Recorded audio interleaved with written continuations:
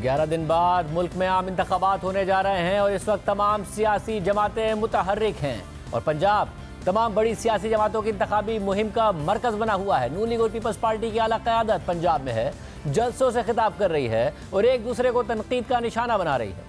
इसके अलावा दीगर सियासी जमातें भी मुतहर्रिक हैं और इंतखाबी मुहिम चला रही हैं। इस सूरत हाल में आज सुप्रीम कोर्ट से तहरीक इंसाफ को बड़ा रिलीफ मिला है। तहरीक इंसाफ के 5 रहनुमाओं को इलेक्शन लड़ने की इजाजत मिल गई है और उनके कागजात नामजदगी मंजूर कर लिए गए हैं, जबकि एक उम्मीदवार को इजाजत नहीं मिली है। पीटीआई के जिन 5 रहनुमाओं को इलेक्शन लड़ने की इजाजत मिली है उनमें साबिक वजीर आला पंजाब चौधरी परवेज इलाही, सनम जावेद, शौकत बसरा, उमर असलम और ताहिर सादिक शामिल हैं। अदालत ने इलेक्शन कमीशन को इन उम्मीदवारों को इंतखाबी निशान जारी करने और बैलेट पेपर पर उनके नाम छापने की हिदायत कर दी है। आम बात यह है कि सुप्रीम कोर्ट के फैसले के बाद अब सनम जावेद N119 लाहौर में नून लीग की नायब सदर मरियम नवाज से मुकाबला करेंगी। आज सुप्रीम कोर्ट के मुख्तलिफ बेंचेस ने इन रहनुमाओं के केसेस की समाअत की और समाअत के दौरान जजिस के सख्त रिमार्क सामने आए।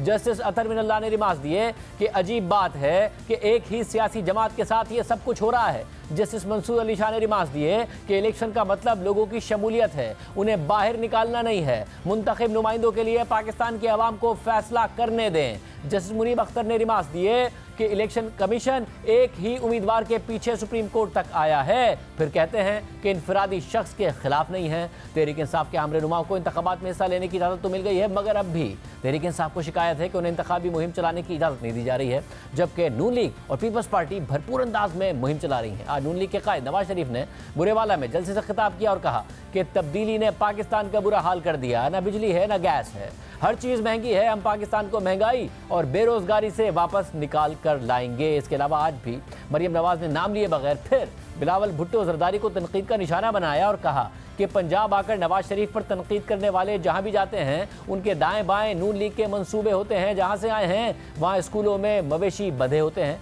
जबकि आज बिलावल भुट्टो जरदारी ने मुल्तान में नवाज शरीफ को बराह रास्त तनकीद का निशाना बनाते हुए कहा कि रायविंड वाले समझते हैं कि वो खुद ब खुद इलेक्शन जीतेंगे। 8 फरवरी को तीर की बारिश होगी और शेर का शिकार करेंगे। जबकि एक दफ़ा फिर उन्होंने नवाज शरीफ को मनाजरे का चैलेंज भी दिया है। नून लीग के रहनुमा एहसन इकबाल साहब हमारे साथ मौजूद हैं। इकबाल साहब, बहुत शुक्रिया मुझे ज्वाइन करने के लिए। आप सब भी भरपूर कैंपेन कर रहे हैं। बिलावल भुट्टो जरदारी ने कम से कम इस बात पर मजबूर कर दिया है कि मरियम नवाज साहिबा, आप जैसे रहनुमा सब उन्हें जवाब देने पर इस वक्त मजबूर हैं, यानी कि एक अग्रेसिव कैंपेन चलाने में वो पंजाब में और आपको चैलेंज करने में कामयाब हुए हैं।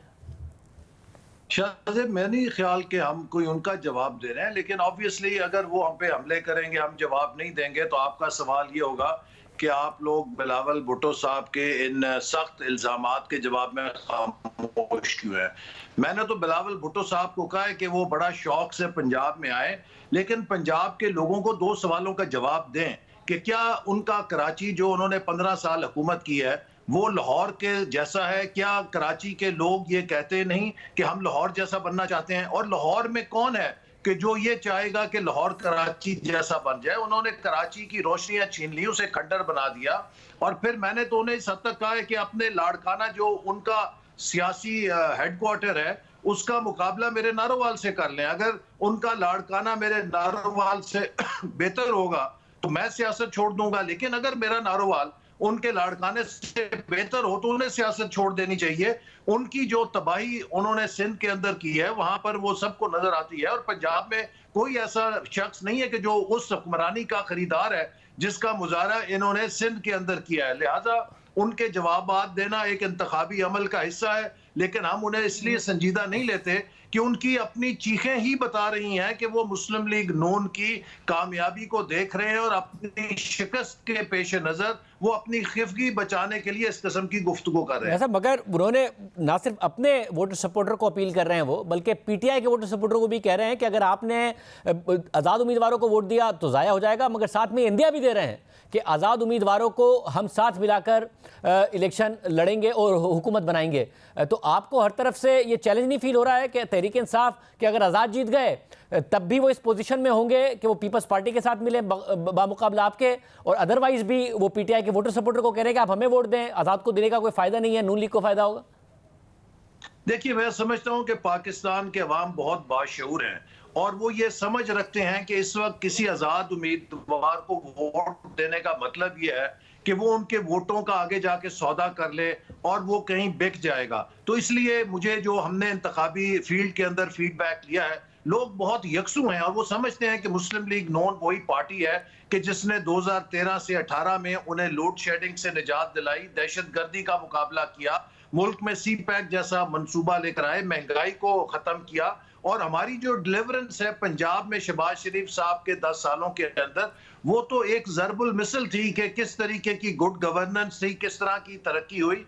तो इस वक्त लोग उसी तरक्की के मॉडल को वापस लेकर आना चाहते हैं, डेवलपमेंट पे फोकस करना चाहते हैं, मुल्क की मईशत को मजबूत करने के लिए वो समझते हैं कि मुस्लिम लीग नून से बेहतर कोई ऑप्शन इस वक्त नहीं मगर है। ऐसे मतलब जो आप कहते हैं आज़ाद को लोगों को इतनी समझ है कि आज़ाद को वोट देंगे तो ज़ाया होगा, तो जो आज़ाद हैं वो तो तहरीक इंसाफ के हैं। ये तो नहीं होगा ना कि जो तहरीक इंसाफ का वोटर था वो अगर आज़ाद को वोट नहीं देगा कि मेरा वोट ज़ाया होगा तो वो आपको वोट दे देगा। इसका मतलब है दो ही सूरतें हैं, या तो वो बिलावल भुट्टो ज़रदारी की सुनेगा, अगर नहीं सुनेगा तो वोट देने नहीं आएगा, लो टर्न आउट होगा, तो इलेक्शन की जो क्रेडिबिलिटी है उस पर तो सवाल पैदा हो जाएगा। देखिए शाहजेब, मैं अपने हल्के की आपको बात बता रहा हूं कि आज भी हमारे पास बहुत बड़ी तादाद उन लोगों की शामिल हुई है जिन्होंने पिछले इलेक्शन में पीटीआई को वोट दिया था। 9 मई का जो वाकया है वो एक वाटरशेड मोमेंट था। देखिए, पाकिस्तान के लोगों की आंखें खुल गई हैं। एक सियासी जमात जिसने कायदे आजम के घर को जला के राख कर दिया, वो सियासी जमात जिसने हमारे शहीदों की यादगारों को मिसमार किया, उनको ठुड्डे मारे, एक सियासी जमात जिसने फौज की छावनियों पर और जीएचक्यू पे हमला किया और जिसके इस अमल से हमारे दुश्मनों ने मिठाइयां बांटी, लोगों की आंखों से पट्टियां उतर गई हैं। लोग समझते हैं कि इनका एजेंडा किसी और का एजेंडा है। और मैं ये देख रहा हूं कि पीटीआई में वो लोग के जो एक बड़ी नेक नीयत के साथ शामिल हुए थे कि शायद ये कोई नया रास्ता होगा, शायद इनके पास कोई बेहतर प्रोग्राम होगा, वो उनके इन तमाम एक नेगेटिव पॉलिटिक्स से, एक हर वक्त साजिश, डरना, फसाद, गाली गलोच और बिलखसूस 9 मई का जो अमल है उससे मायूस होकर अब वो मुस्लिम लीग नून की तरफ आ रहे हैं। और वो समझते हैं कि नौजवानों के लिए अगर माजी में भी किसी जमात ने किया, देखिए हमने नौजवानों को लैपटॉप दिए, इमरान खान का विजन ये था कि लैपटॉप बंद कर दिए, मैं आपको मुर्गी अंडे दूंगा। तो नौजवान मुर्गी अंडे नहीं चाहते, वो लैपटॉप चाहते हैं, वो 21वीं सदी में दाखिल होना चाहते हैं। तो इंशाल्लाह मुस्लिम लीग नून हर तरफ से वोट अट्रैक्ट कर रही है। उसमें पीटीआई के जो संजीदा लोग हैं वो भी आ रहे हैं, मां सवाए वो लोग के जिन पे कोई काला जादू है, ना वो सुन सकते हैं ना वो सोच सकते हैं, वो उनके कल्ट फॉलोअर्स हैं, वो तो इधर उधर नहीं जाएंगे।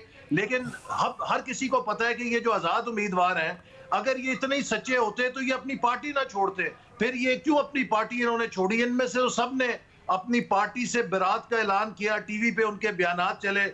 तो नहीं, वो लोग तो आईपीपी में हैं जिनको आप सपोर्ट कर रहे हैं। आजाद तो वो हैं जो अपनी पार्टी के साथ खड़े थे मगर उनसे बल्ले का निशान छिन गया, ये उनकी बात हो रही। इनमें भी एक कसीर तादाद उन लोगों की है कि जिन लोगों के खिलाफ अगर ये अफवाह ही आई कि जी शायद 9 मई के अंदर आपका भी नाम होगा, ये सीन से गायब हो गए थे, ये भाग गए थे सारे। और सर, और मुझे ये भी बताइएगा कि सब में आपकी पार्टी में जब नवाज शरीफ साहब तकरीर करते हैं, अपने बाद वो जगह देते हैं मरियम नवाज साहिबा को तकरीर करने की। अब जाहिर है जब आपका मुश्किल वक्त था, मरियम नवाज साहिबा ने स्टैंड लिया, पार्टी को मोबिलाइज किया, क्राउड पुलर के तौर पर सामने आई। मगर जब नवाज शरीफ साहब जिस तरह उन्हें प्रेजेंट कर रहे हैं तो ऐसा लगता है कि वो अपने जानशीन के तौर पर पेश कर रहे हैं।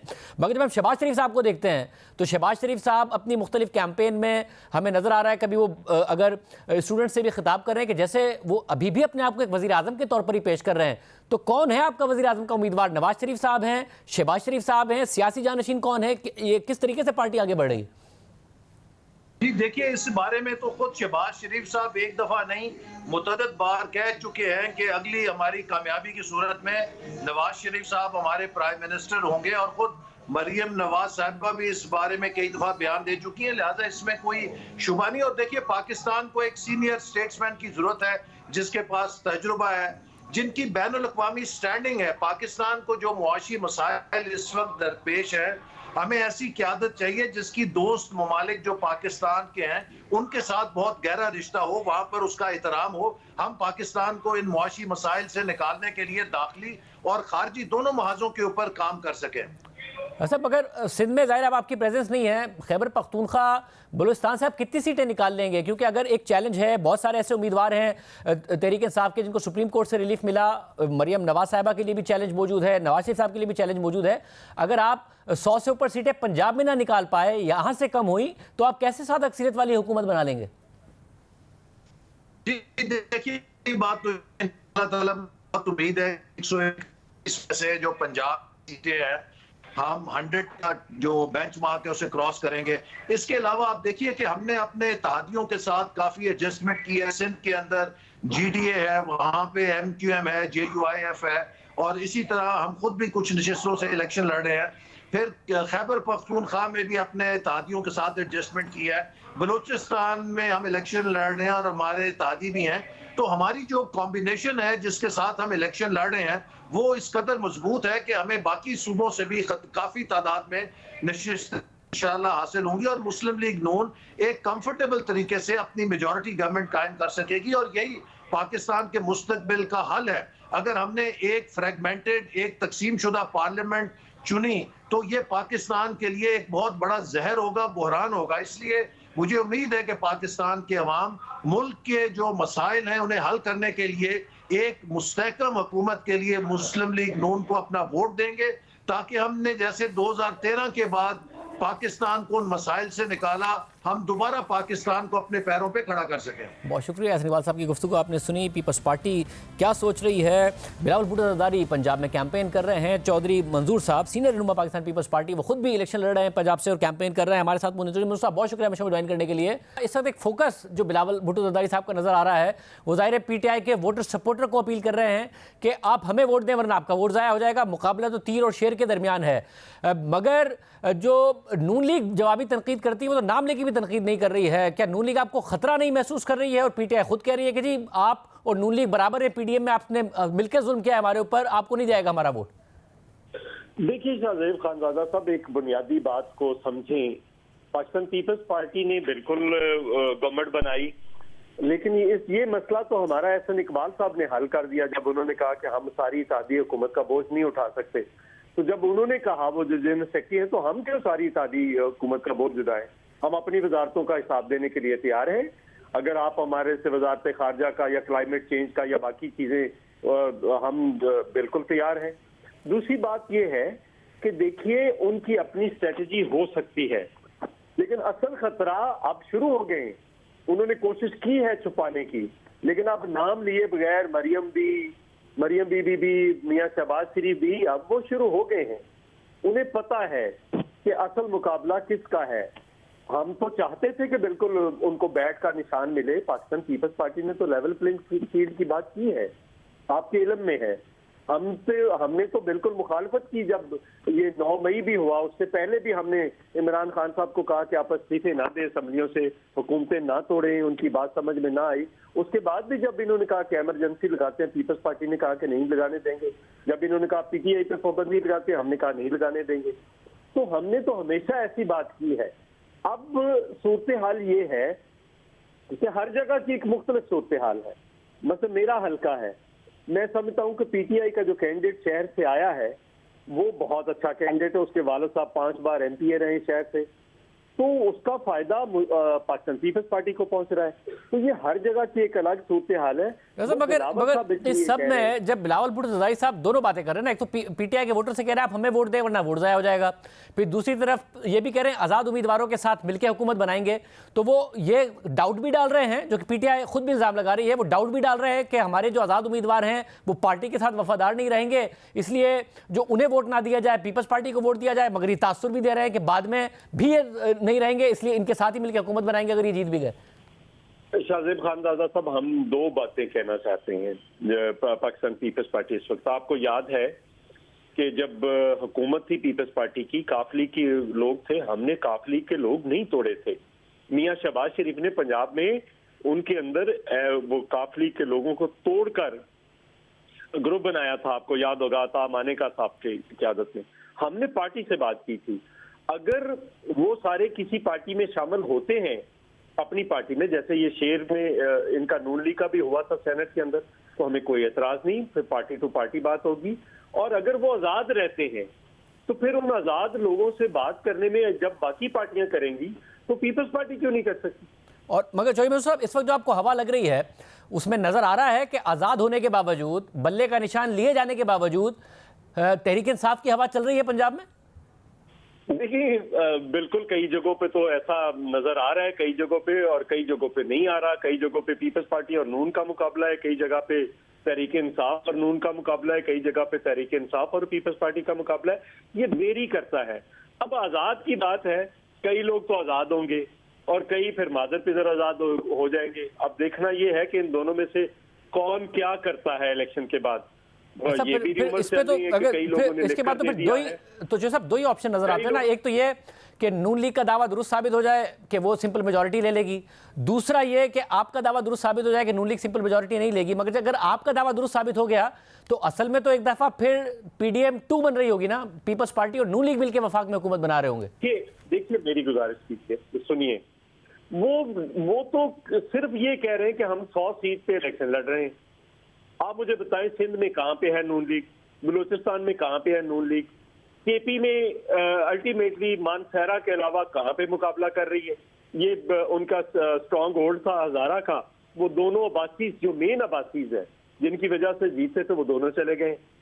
मैं तो सरदार मताब अब्बासी, वो तो पंजाब में 100 से ज्यादा सीटें लेने की बात कर रहे हैं। वो कह रहे हैं हम सिर्फ पंजाब में 100 से ज्यादा ले लेंगे, ये दावा। पंजाब पे आ रहा हूँ जी। क्या पंजाब में वो 141 से 100, वो 100 तो खुद कह रहे हैं, और उसमें से अगर 60-70 लेते हैं तो कहां गवर्नमेंट बनाते हैं। पीपल्स पार्टी 50 सीटें तो सिंध से लेकर आ रही। फिर हमारा आपको पता है स्ट्रॉन्ग होल्ड है साउथ के अंदर। अगर साउथ में हम आधी भी सीटें ले लें, बाकी हमने टारगेट किया है और 48 है वहां की, 48 में से आधी हम ले ले, आधी बाकी पार्टियां ले ले, तो यहाँ पे अगर हम सीटें लेते हैं, हमने 50 टारगेट की हैं, हम अगर उसमें से जितना भी हासिल कर लें टारगेट इधर में से 25 में से, तो हम तो जो ही 80 से ऊपर जाते हैं तो फिर नून लीग से तो हम आगे चले जाते हैं। फिर केपी से सीटें ले रहे हैं, हम बलूचिस्तान से सीटें ले रहे हैं, आपको पता है ले रहे हैं। असल ये तो बड़ी दिलचस्प सूरत है। आप ये कह रहे हैं कि हम नून से ज्यादा सीटें लेने जा रहे हैं। अगर हमने एक ऐसी हुकूमत बनाई भी जिसमें नून लीग के साथ कोलिशन होगी, मगर वजीर आजम फिर नून लीग का नहीं होगा, पीपल्स पार्टी का होगा। लीड पार्ट में अगर नून लीग के साथ हो सकता है, ये भी हो सकता है कि नून लीग और पीटीआई मिलकर हुकूमत बना ले, पॉसिबिलिटीज है ना जी, हो सकता है, क्यों नहीं हो सकता जी, हो सकता है हम अपोजिशन में बैठ जाएंगे, और वरना अदरवाइज हमारे पास भी ऑप्शन, सारे ऑप्शन खुले होंगे। शुक्रिया। हमारे साथ सीनियर साहब तज़क्कर मुजीबुर रहमान शामी साहब मौजूद हैं। शामी साहब बहुत शुक्रिया शो में ज्वाइन करने के लिए। शामी साहब, क्या कहा जा सकता है कि वाकई पंजाब में मुकाबला पीपल्स पार्टी बा मुकाबला नून लीग, तीर बा मुकाबला शेर हो गया है, जैसा कि बिलावल भुट्टो साहब दावा कर रहे हैं, या नवाज शरीफ साहब, मरियम नवाज साहिबा, शहबाज शरीफ साहब कैंपेन उठाने में किसी न किसी हद तक कामयाब हुए हैं और दावा नून लीग का दुरुस्त है? देखें, बिलावल भुट्टो जरदारी साहब का जो दावा है या ख्वाहिश है या कोशिश है, काश ऐसा हो जाता, और हो सकता है आइंदा आने वाले सालों में ऐसा हो जाए कि पीपल्स पार्टी और मुस्लिम लीग फिर एक दूसरे के मुकाबिल हों और बड़े हरीफ हों। लेकिन इस वक्त जो सूरत हाल है वो मुकाबला मुस्लिम लीग नून और पीटीआई के दरमियान है। पीटीआई के जो आज़ाद उम्मीदवार हैं वो अपनी कैंपेन चला रहे हैं, उनकी ताकत का एहसास हो रहा है, और मुस्लिम लीग नून के मुकाबले में वही मैदान में है और उन्हीं को हरीफ समझा जा रहा है। जहाँ तक पीपल्स पार्टी का ताल्लुक है, पहले के मुकाबले में उसकी स्ट्रेंथ में इजाफा हुआ है, लोग उसकी तरफ मुतवज्जो हुए हैं, लेकिन वो अपनी हमायत इस हद तक खो चुकी थी कि अब उसको 100 गुना बढ़ने के बावजूद वो उस यानी दौड़ में शरीक नहीं नजर आती उस तरह से जिस तरह के बिलावल साहब की ख्वाहिश है या दावा है। अच्छा, और ये जो दावा एक तरफ से ज़ाहिर पीटीआई की तरफ से किया जाता था कि ये अवाम में नहीं निकल पाएंगे, अब बिलावल भुट्टो जरदारी साहब कैंपेन कर रहे हैं, क्राउड पुल कर रहे हैं, मरियम नवाज साहब नवाज शरीफ साहब कर रहे हैं तो क्राउड पुल कर रहे हैं। असल में ये दावा भी बिल्कुल ही गलत था कि ये निकल ही नहीं सकते सड़कों पर, लोग ही नहीं निकलेंगे, जूते पड़ रहे होंगे। देखिए, अब ये तो सियासतदान जो है वो एक दूसरे के बारे में इस तरह के दावे करते रहते हैं। मेरा ख्याल ऐसी तो कोई सूरत हाल है नहीं। मुस्लिम लीग नून भी अपने जलसे कर रही है, उसको पजीराई भी मिल रही है, और बिलावल भुट्टो जरदारी जो है वो भी बड़ा मजमा जो है उनके गिर्द होता है, अपना नुक्ता नज़र बयान करते हैं। तो एक अच्छी बात भी है, हर जमात को और हर लीडर को अपनी बात कहनी चाहिए, और दूसरों को उसे सुनना चाहिए।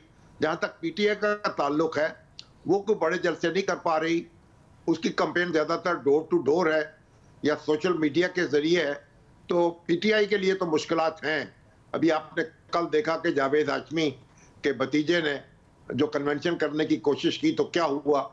तो इस तरह की रुकावटें और होती हैं, लेकिन मेरा ख्याल है कि डोर टू डोर कैंपेन में तो उनको भी कोई रोक नहीं सकता, और वो भी अपने तौर पर अपने अपने हामियों को मुतहर्रक करने में लगे हुए हैं। और बहुत से लोगों का ख्याल है कि उनके हामी बड़ी हद तक मुतहर्रक हो चुके हैं। मतलब और जो ये ज़ाहिर पीटीआई का यही कॉन्फिडेंस है, पीपल्स पार्टी नून लीग का एक और कॉन्फिडेंस है, उनको लगता है कि आज़ाद उम्मीदवारों को वोट नहीं पड़ेगा। मगर आपको लगता है कि क्योंकि अब सोशल मीडिया का दौर है, व्हाट्सएप मैसेजेस के ज़रिए, ट्वीट्स के ज़रिए, फेसबुक के ज़रिए, दीगर प्लेटफॉर्म्स के ज़रिए ये पैगाम रसानी तेज़ी से हो गई है कि सिंबल जो भी है पीटीआई मोबिलाइज करने में कामयाब हुई अपने लोगों को। देखिए, पीटीआई के जो उम्मीदवार हैं वो अपना हलफ उठा रहे हैं और हलफनामों पे दस्तखत कर रहे हैं और यकीन दिला रहे हैं कि वो इमरान खान साहब के साथ जुड़े रहेंगे। और वैसे भी आप देखें, अगर माजी में तो एक ज़माने में पीपल्स पार्टी और फिर उसके बाद मुस्लिम लीग नून के लोग जो थे वो उनके साथ जुड़े रहे थे और उन्हें बगावत नहीं की थी, क्योंकि लोग उनके साथ जुड़े हुए थे। तो अगर आपके वोटर्स जो हैं वो आपकी पुष्ट पर हैं, तो फिर ये मुमकिन नहीं होता किसी कॉन्स्टिट्यूंसी लीडर्स के लिए कि वो उनको बिल्कुल छोड़ दे या बगावत कर दे। तो मेरा ख्याल है कि जो भी मुश्किलात हों और जो भी सूरत हाल ख़राब हो, आज़ाद उम्मीदवार जो हैं, जो पीटीआई के हैं, वो पीटीआई के साथ से जुड़ने की कोशिश करेंगे। और मेरा ख्याल है उनको तोड़ने की कोशिश भी नहीं करनी चाहिए। अगर उनको दबाव में लाया जाएगा या उनसे कोई ऐसे फैसले कराए जाएंगे या उनके लिए कोई ज़मीन तंग की जाएगी, तो फिर तो एक बहुत नामुनासिब बात होगी और हमारी सियासत जो है उसके लिए कोई ये एक सदमे से बड़ा सदमा होगा। बहुत शुक्रिया शामी साहब की गुफ्तगू आपने सुनी। दूसरी तरफ साइफर केस में अहम गवाहों की जिरा नहीं कर रहे हैं इमरान खान और शाह महमूद कुरैशी के वकील। क्या अदालत में हुआ है, आपके सामने रखेंगे ब्रेक के बाद।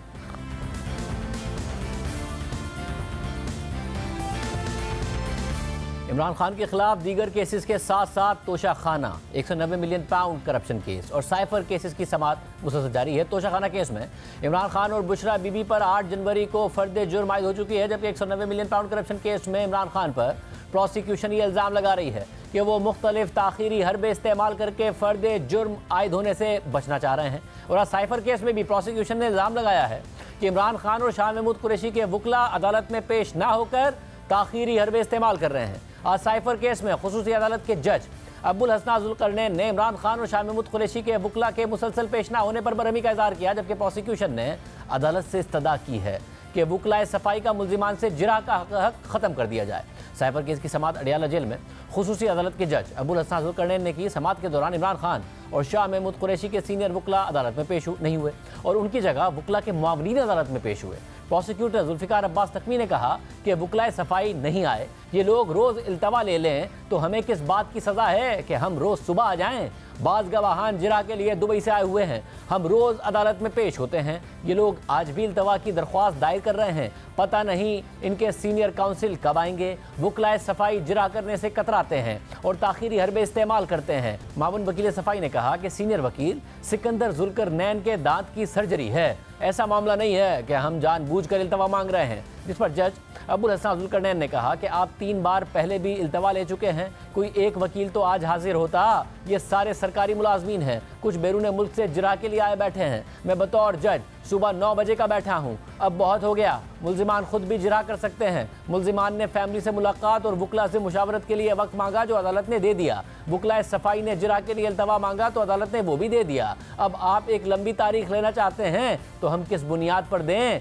मीडिया, पब्लिक और प्रोसिक्यूशन सुबह से आ जाते हैं, आप देर से आते हैं, सब इंतजार करते रहते हैं। प्रोसिक्यूटर जुल्फ़िकार अब्बास नकवी ने कहा कि अदालत अपने ऑर्डर में पहले भी तहरीर करा चुकी है कि वकला सफाई जिरा से गुरेज कर रहे हैं। मुल्जिमान के बयान पर 16 जनवरी से जिरा शुरू होनी थी। यूएई से सफ़ीर जिरा के लिए आए बैठे हैं। वकला सफाई लाहौर और इस्लामाबाद से नहीं आए। वकला सफाई का मुल्जिमान से जिरा का हक ख़त्म किया जाए। जज अब्बुल हसन ज़ुल्करनैन ने मुआविन वकला सफाई को अदालत का आखिरी फैसला पढ़ने की हिदायत करते हुए कहा कि आप वकला को बुलाएं, वरना हम कार्रवाई आगे बढ़ाएंगे। प्रोसिक्यूटर रिजवान अब्बासी ने कहा कि गवाह रोजाना यहाँ मौजूद होते हैं, वुकला सफाई जानबूझकर मामला लटका रहे हैं, आप कानून के मुताबिक फैसला करें। जिस पर माविन वुकला सफाई ने कहा कि साबिक वजीर आजम और वजीर खारजा का ट्रायल जारी है, लेकिन जिरा की कॉपियां फराहम नहीं की गई। इस पर प्रोसिक्यूटर ने कहा कि साथी वकील जिस जोश से बात कर रहे हैं, इसी जोश के साथ गवाहान पर जिरा भी कर लें। खुसूसी अदालत ने वुकला सफाई को पेश होने के लिए आज 2 बार समाअत मुलतवी करके मोहलत दी और फिर मोहलत खत्म होने पर फैसला महफूज करते हुए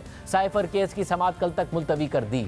आज समाअत के बाद FIA के सीनियर प्रोसिक्यूटर जुल्फिकार अब्बास नकवी ने मीडिया से बात करते हुए कहा कि वुकला सफाई ताखीरी हरबे इस्तेमाल कर रहे हैं। ये लोग साइफर केस के ट्रायल में ताखीर करना चाहते हैं। कल भी पूरा दिन कोर्ट इंतजार करती रही, फाजिल कौंसल साहिबान नहीं आए। आज भी उनकी तरफ से एप्लीकेशन आई उसकी अल्तवा की, ये जानबूझ के इनको अल्तवा कर रहे हैं ताकि इस प्रोसेस को फ्रस्ट्रेट कर सकें और इसका कॉर्सिव मैयज होना चाहिए। मुलजमान खुद जिरा कर लें। आज भी पूरे दिन जैसा आपने उनको 4-5 दफा जो है बुलाव के कहा कि अगर आपने जिरा करनी है तो आप जिरा कर लें। ट्रायल को डिले करना चाहते हैं, जबकि इनकी अपनी कमिटमेंट थी इस बात की कि जैसे ये इन चीफ रिकॉर्ड हो जाएंगे तो हम जो है वो जिरा कर देंगे। High court rules and regulation के तहत ये है कि जब ट्रायल स्टार्ट हो जाए तो डे टू डे होना चाहिए। जबकि अडयाला जेल के बाहर इमरान खान की बहन अलीमा खान ने मीडिया से बात करते हुए कहा कि ऐसा लग रहा है कि इनको एक तारीख दी गई है कि उस दिन फैसला सुना देना है।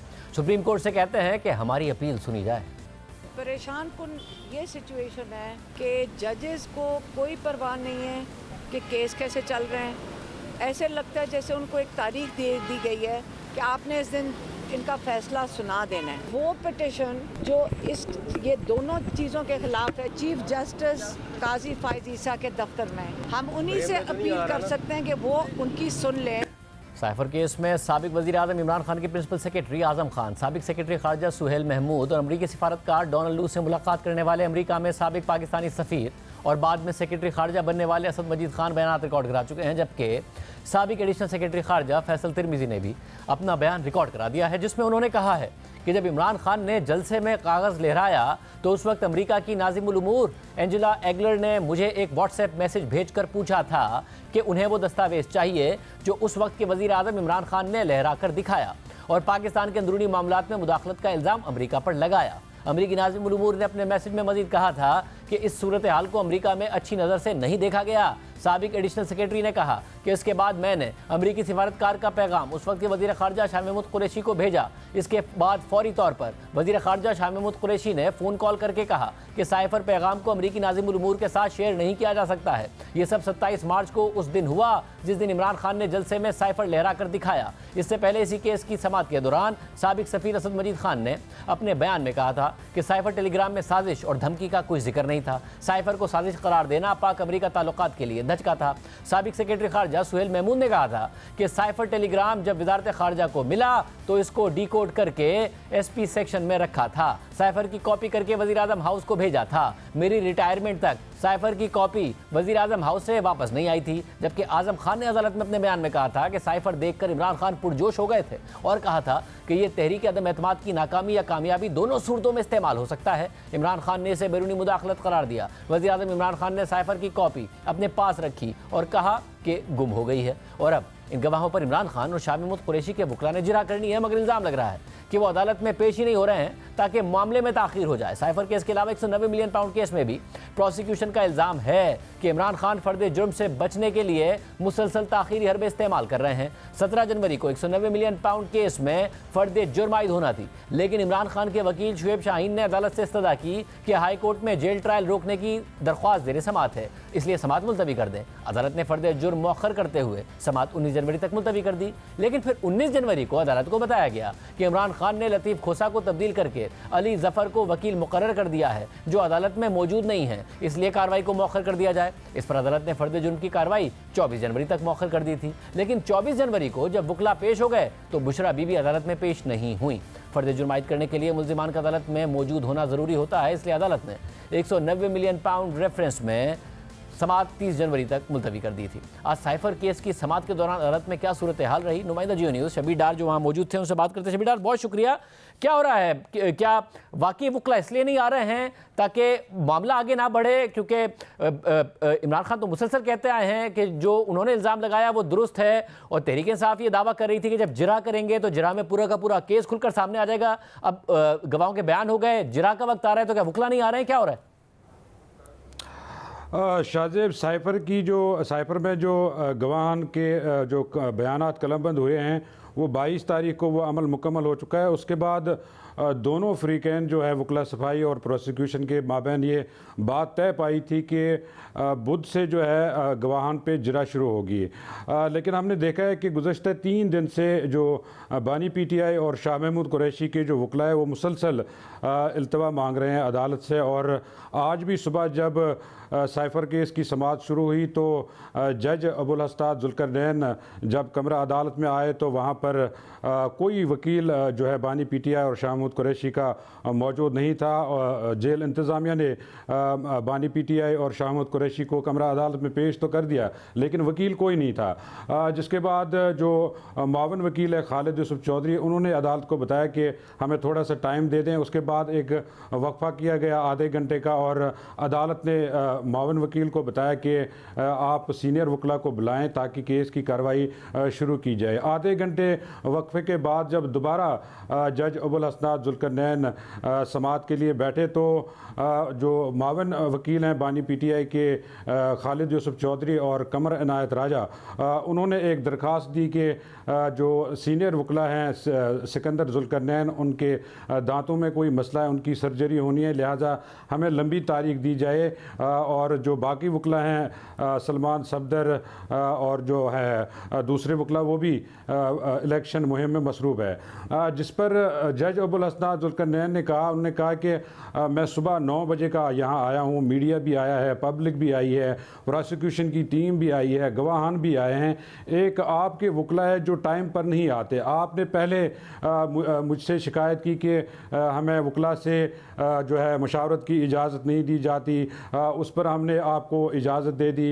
आपने कहा था कि फ़ैमिली से मुलाकात की इजाज़त नहीं दी जाती, फ़ैमिली के साथ भी मुलाकात की इजाज़त दे दी गई। आपकी सारी जो शिकायत थी वो तो दूर हो गई है। अब किस बात का आप इल्तवा मांग रहे हैं और किस बुनियाद पर हम आपको मज़ीद इल्तवा दे दें। जिस पर खालिद यूसुफ चौधरी और कमर इनायत राजा जो है उन्होंने कहा कि चूँकि हमारे सीनियर वकला मसरूफ़ हैं लिहाजा हम बिलावजह जो है इल्तवा नहीं मांग रहे हैं। इस दौरान जो FIA के प्रोसिक्यूटर है स्पेशल प्रोसिक्यूटर जुल्फ़कार अब्बास नकवी, उन्होंने अदालत को बताया कि वकला सफाई जानबूझकर ताख़ीरी हरबे इस्तेमाल कर रहे हैं और ये जरा से कतरा रहे हैं। अब तक जो है सिर्फ 4 गवाहान पर जरा हुई है और उसमें भी जो वकील सफाई है वो ज़्यादातर टेक्निकल चीज़ों पर बहस करते रहे हैं।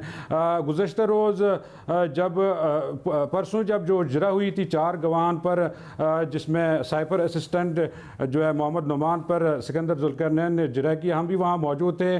तो सिकंदर जुल्करनैन ने जो नुक्ते उठाए वहाँ पर उसमें ज़्यादातर टेक्निकल चीज़ें थी कि साइफर जब आपने डाउनलोड किया वो किस ड्राइव पे किया और आपने अपने सीनियर अफसर को बताया, इसी तरह की चीज़ें। जिस पर जज अबुल हस्नाद जुल्करनैन ने रिमार्क दिए। उन्होंने कहा कि सिकंदर जुल्करनैन साहब, असल बात तो ये है कि साइफर PM हाउस में गया, वो वापस आया कि नहीं आया, इस पर बहस करें। तो ज़्यादातर जो वकला सफाई है, जो बानी PTI और शाह महमूद कुरैशी के वकला है, उनकी ज़्यादातर जरा जो है वो टेक्निकल चीज़ों पे रही है।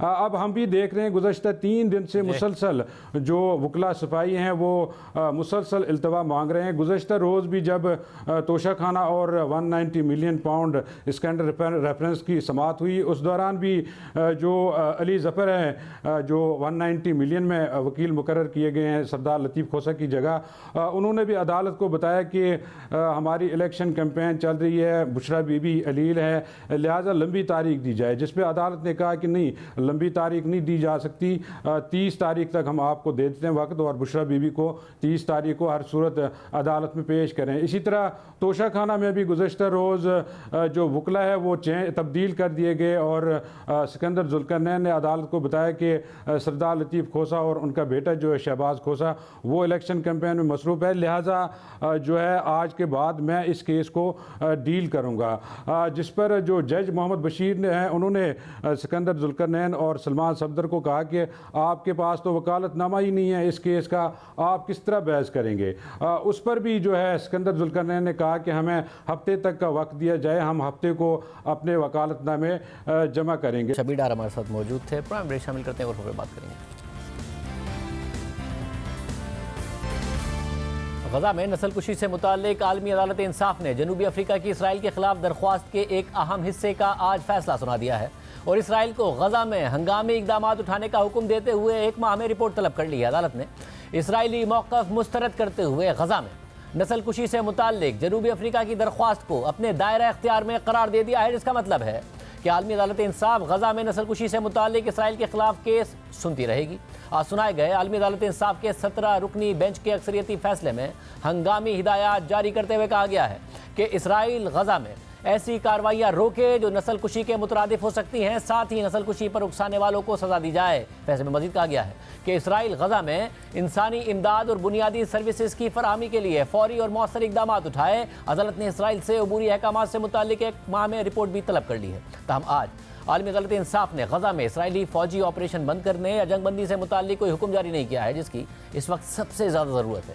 आलमी अदालत के फैसले पर रद्द-ए-अमल देते हुए जनूबी अफ्रीका की वज़ीर ख़ारजा ने कहा है कि आलमी अदालत इंसाफ के अबूरी फैसले पर अमल दरामद जंगबंदी के बगैर मुमकिन नहीं है। इसराइल को 1 महीने के अंदर अदालत में रिपोर्ट जमा कराने की बात बहुत अहम है। आलमी अदालत ने इसराइल को वाज़ेह सिग्नल दे दिया है। आलमी अदालत के फैसले पर अमल दरामद ना हुआ तो ये दुनिया में एक बहुत ख़राब मिसाल होगी। मगर इसराइली वज़ीर आज़म नेतन्याहू ने आलमी अदालत इंसाफ के फैसले पर रद्द-ए-अमल देते हुए कहा है कि इसराइल के खिलाफ नस्लकुशी का मुकदमा मंजूर करना एक ना मिटने वाला स्याह डब्बा है। इसराइल इस वक्त बड़ी जंग में मसरूफ़ है। आलमी क़वानीन के तहत इसराइल का दिफा जारी रखेंगे। वाज़ेह रहे कि गजा में इसराइली जारियत से मुताल्लिक जनूबी अफ्रीका ने 29 दिसंबर 2023 को आलमी अदालत इंसाफ से रुजू किया था और 84 सफ़हात पर मुश्तमिल एक कानूनी दरख्वास्त जमा करवाई थी, जिसमें मौक़िफ़ इख्तियार किया गया था कि इसराइल के इक़दामात नस्लकुशी के मुतरादिफ हैं, क्योंकि इसराइली कार्रवाइयों का मकसद गजा में फ़लस्तीनियों के एक अहम हिस्से को तबाह करना है। 7 अक्टूबर के बाद से इसराइल फ़लस्तीनियों की नस्लकुशी कर रहा है। इसराइली हुक्काम के अवामी बयानात हैं जिनमें तबाही का इरादा ज़ाहिर किया गया है।